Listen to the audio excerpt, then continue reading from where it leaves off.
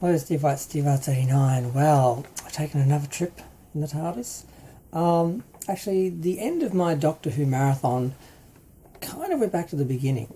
Not totally, but I watched Doctor Who. Is it Doctor Who and the Daleks or Doctor Who meets the Daleks? It's one of the two 1960s films, Doctor Who films, that were made of Peter Cushing. Now, he doesn't get acknowledged as a Doctor because it's like an alternative universe franchise. It's like they actually remake the first couple episodes where they meet the Daleks, and they basically retell that story as a film with a slightly bigger budget. It's not great production. There's a couple of nice matte shots, a couple of decent sized sets. It's quite different. The Doctor is just a doctor. He's a scientist. He's a human.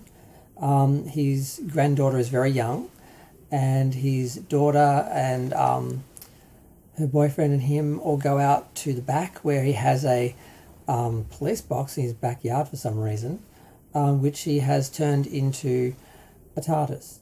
And they accidentally go back in time, and they accidentally end up on, time and space, they end up on the Daleks world.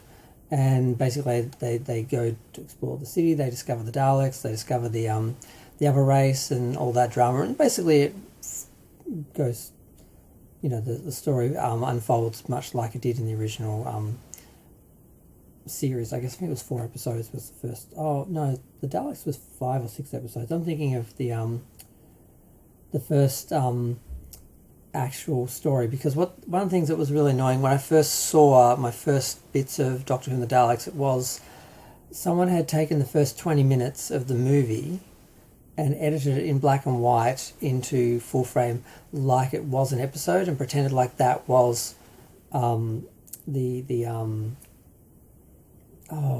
was the first episode? The Something Child, not the Timeless Child. Either way, they acted like it was that first episode, and it wasn't. And obviously, it's Peter Cushing. I could tell. Oh, that's from one of the movies, I think. And they did 2 movies. I should mention they did another movie about the Daleks invasion. Bigger budget, in the city, because most of this film, and I guess this really should be a review of both films, but this was the first one. And then later on, the second film, the way I remember, it just starts. And the Daleks just invade Earth, and it's just a battle. And it's pretty simple. I mean, there are some nice scenes of Daleks, running around the city in 1960s, London in, bright Technicolor and everything, as opposed to the sort of black and white version. Although we do now have a colorized version where they actually edited the episodes into a movie length. They did a very bad job of it, though. There are whole parts missing that really should be there, of course, and then there are some scenes where they really sped up the editing and they're going cross-cutting between different scenes to try and make it faster, and it's like big chunks are actually totally left intact and then other things are totally butchered, and it's just a very unbalanced mess. So that's number one, although it looks great in colour. Then there's this film, because I watched that first, and then there's this film, and then there's the other film where the Daleks invade. And this is a slightly bigger budget, more on location, whereas the first film was a lot more just filming on a set. And it was a surreal sort of set. And I mean, there's one big shot where you can see the wall with its sort of art, and then you can see like a mat, and it's just, it kind of works. I kind of like sometimes the artificial aesthetic of some of these earlier shows and movies and that, and the effects. But I just want to comment on it because I hadn't, and I just realised, you commented on each era, each Doctor of the whole thing when you went for the marathon, but you forgot to talk about the films, because I watched I have the Dalek Invasion, which I watched up front, one of the first things I watched, and then the last thing I watched was the Daleks Meet Doctor Who, whatever it's called, because it was on, I think, SBS. Yeah, pretty sure it was on SBS, and yep, I just found it and watched it, and I was going through all the DVDs at first, and then I started looking around for some of the episodes that I had missing, and that's when I realised that the other Doctor Who movie was actually on SBS on streaming, but I didn't realise this before. I would have watched it in some sort of rough continuity, because for the overall marathon I watched a few stories from each of the Doctors in the first sort of classic era, because I have so few of that, and it isn't all available and doesn't all exist. There are a lot of episodes missing, and then some seasons haven't been released. So it's a bit of a mess if you're trying to get into classic Doctor Who. But I did that, and I would have watched it then, but I watched it now, and they're both okay. They were good. It was nice to see Doctor Who sort of in colour and with a bigger budget, but still not Doctor Who, so it's like an alternative Doctor Who. And then he made the two, and no one really ever talks about it, and I don't know, I did like them, but you do sort of very much have to view them very much as their own thing.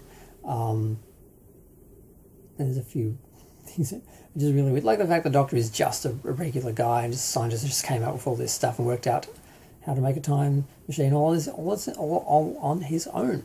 I'm like, okay. You'd think if they were going to just make a movie version of the show, they would actually just totally stick to the script and the idea of it.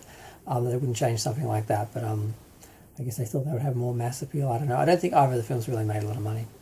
But I'm going to go. Feel free to share, like, comment, subscribe. Let me know what you think of the Doctor Who movies with Peter Cushing.